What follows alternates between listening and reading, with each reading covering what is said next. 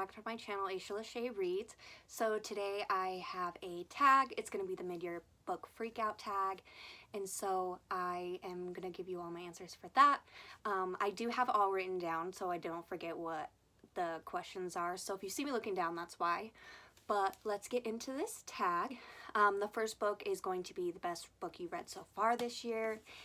And I'm going to go with everyone's answer more than likely, and that's going to be The Fourth Wing by Rebecca Yarros. I got this actually like 2 weeks early because my Barnes & Noble put it out early. So I read this before all the hype was out, and I absolutely loved every second of this. This is about a girl, and in her world they have dragons, and so she is going to school and she wants to go to the scribe squadron, but her mother ends up sending her to the rider's quadrant. And so you have like the school setting of her becoming a dragon rider, and she has some medical issues, so she's not as strong and stuff as the regular kids, and dragons are drawn to power and not weakness, so everyone thinks she won't make it through because the dragon's not going to pick her. So you get to see her whole journey through that. And this is a fantasy romance, so you get a really good romance in here. I love their characters, and I love like her friends in this, like the friend aspect and just all the side characters in this I really loved.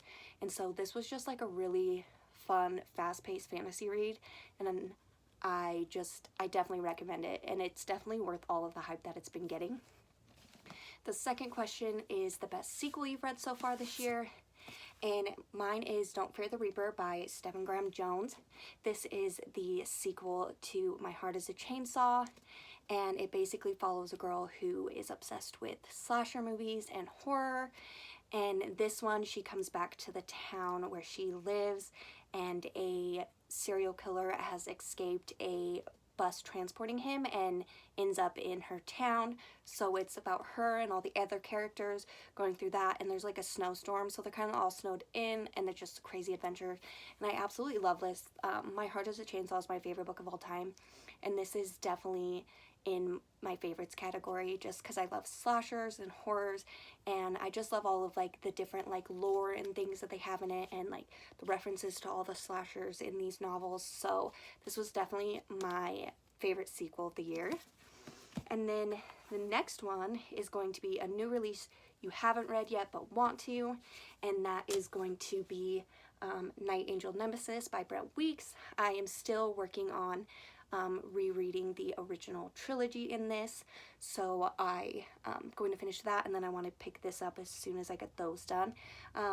This is like an assassin story. I don't want to go too far into it just because it's the fourth book in a series, but this series is definitely one of my favorites of all time. If you like high fantasy, I would definitely check out the Night Angel trilogy.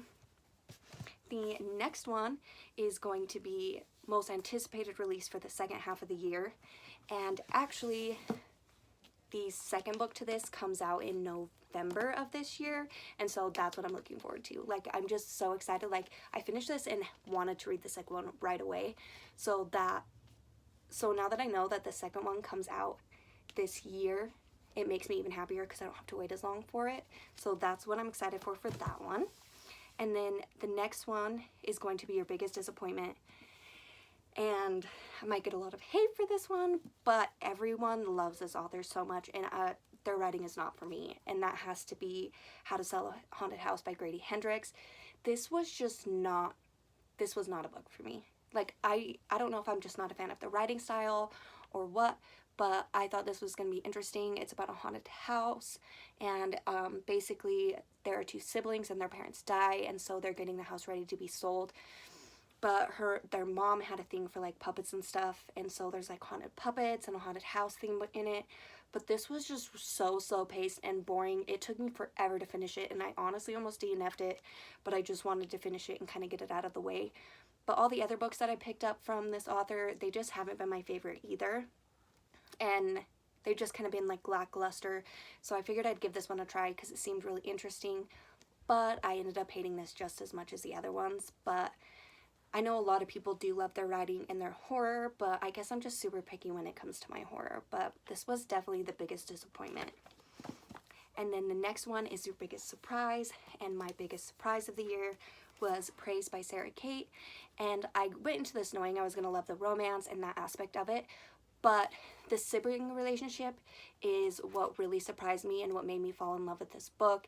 It has some heavy topics that their sibling goes through, and it's really relatable to stuff that's going on in like my family, and just the sibling relationship in this was like everything, and they're so close, and it kind of reminds me of me and my siblings. So this one was just a big surprise because I was expecting to love the romance, but I just love like the side characters and the friendships and the family aspect of this just as much as the romance part. And so that's what surprised me most about this. But it's definitely a book worth picking up. This is about a girl. She gets a job for her ex-boyfriend's father, being a receptionist, and he's part owner of the Salacious Players Club, and it's basically a dark romance. It's just basically a club where people can do any kind of fantasy stuff that they want and they're thinking of. So she works for him and ends up falling in love with him. So that's kind of their story. But definitely worth picking up if you like dark romance. The next one is going to be favorite new author to you. And my new favorite author is going to be Christopher Robertson, and he is a horror author writer. He wrote Virgin Night and The Cotton Candy Massacre.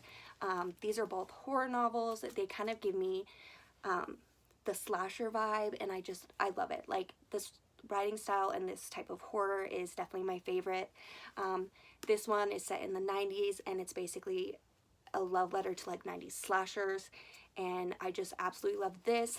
And then Cotton Candy Massacre is set in a theme park, and some crazy stuff happens and people get turned into like killer clowns, and you just get like the horror, like ghostly aspect of that one. And so I'm excited to read more by him. These were definitely some of my favorites of the year. They were just really fun and like fast-paced reads. So if you like horror and slashers, definitely try these because they were definitely really fun. And then the next one is going to be newest favorite fictional crush. And of course, it's gonna be someone from a dark romance. Like, I don't know, maybe I just have a type for like the bad boys or something, but mine's gonna be Arrow from That Sick Love. This one is a dark romance about a stalker, and he basically stalks her in this. And there's like organized religion and stuff going on with that, and he's kind of trying to save her from like that because the religion she's in is not the greatest, and so he kind of like stalks her, and that's like the dark aspect of this. But it was just really good, and I just love him as a character and just the things he stood for and the reasons he was doing the things that he was doing. Like, it just made me fall in love with him as like a character, and I'm just all for those bad boy characters that just like have no shame and that are just a little weird sometimes, but definitely newest favorite fictional crush. And the next one is going to be newest favorite fictional character, and mine is going to be Oriya from The Serpent and the Wings of Night. She is a strong female character, driven. She's in a world of vampires, and she's human. She gets adopted by one of the head vampires, and she enters a competition to the death to get one wish from their god, and she wants to be turned into a vampire.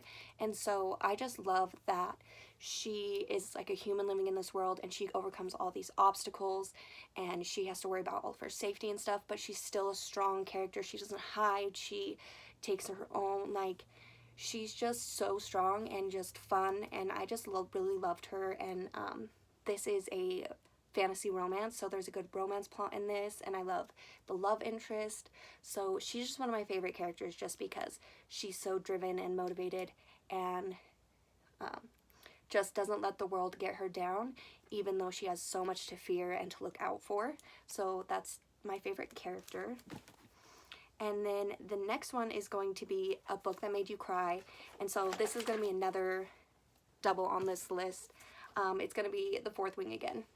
There's just so much character development in this, and friends and all of that stuff, and they're dragon riders, so there's going to be death, and it's like a fight to the death kind of school, so anything could happen. And there was just like a part at the end of this that just made me cry, and I'm normally not a crier in books, but just one of the characters that I really like, something happens to them at the end of this, and I wasn't okay. I had to put the book down for a little bit and just like sit and think about how sad I was about this.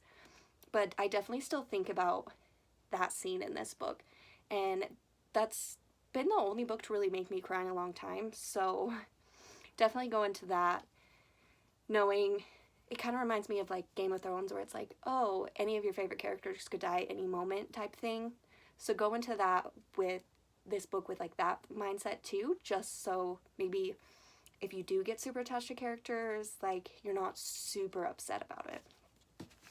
And the next one is going to be a book that made you happy. And for me, that's going to be Clockwork Angel by Cassandra Clare. This is just one of my favorite series of all time.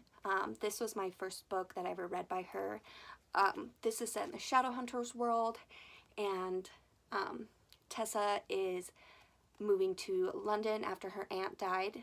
So she goes from New York to London to be with her brother, and she ends up getting taken by these two, I think they're sorcerer ladies, and some bad stuff kind of happens to her, and they basically kidnap her and keep her, and then she gets saved by some shadow hunters, and so it just goes off of that from there.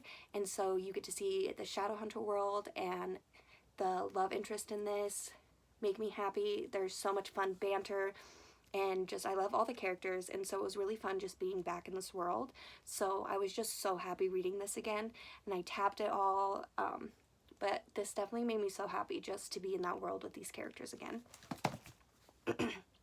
And then the next one is the most beautiful book or books you've gotten this year, and for me it's going to be Dracula by Bram Stoker and Frankenstein by Mary Shelley. These are the like pop art colored full editions of these books, and I absolutely love them. There's just something about the beautiful like pop art that just makes me so happy. It makes them look so much cooler. Like I love like leather bound classics, but these are just so fun and unique, and so I'm really happy to have these on my shelf. And I am currently reading Dracula, and I want to read Frankenstein after, so these are just fun additions to have that I can read without ruining my cool leather bound copies. But definitely if you're wanting like a different style of book, these are definitely ones to pick up, because I know most classics are normally the same or they have like the older covers, but these are definitely fun newer versions of those classics. And then the next one is a book you need to read before the end of the year, and for me that is going to be American Psycho by Brent Easton Ellis. I absolutely love this movie. I've watched the movie so many times, and just Patrick Bateman's character is just so fascinating. This is about a man in New York City. He's in high society, but he's also like a serial killer and has like mental issues going on. And so I'm just really excited to pick up the book that the movie was based on, because I know this is going to go way more into depth with his character and the things that happen. And so I'm really looking forward to picking this up and learning more about some of my favorite like slasher characters. So definitely this is on the list for this year. I don't know when I'll get to it, but it's definitely going to happen before the end of the year, just because I need to know more about this crazy character of Patrick Bateman. And if you've seen the movie, you know how crazy he can be. So I'm excited to read this and see how it differs from the movie. And then the last question is your favorite book to movie adaptation. And right now I really don't have any that I would say that I like. The only thing that's kind of close is Dungeons and Dragons, and they just have books out for like your campaigns and stuff like that. But if I had to pick one, it would probably be Dungeons and Dragons. But there hasn't been anything new that's come out that is a movie release from books. So that was the last question. I love doing this tag. I know that it was very popular like when I first started watching BookTube like 6 years ago, so I'm not exactly sure who started it, but I know a lot of people do this every year, and so I wanted to do it as well. But I definitely had fun, and those are just some of the books from the first half of the year that I've read that I've loved or didn't love. And so I hope you have a great rest of your day and happy reading.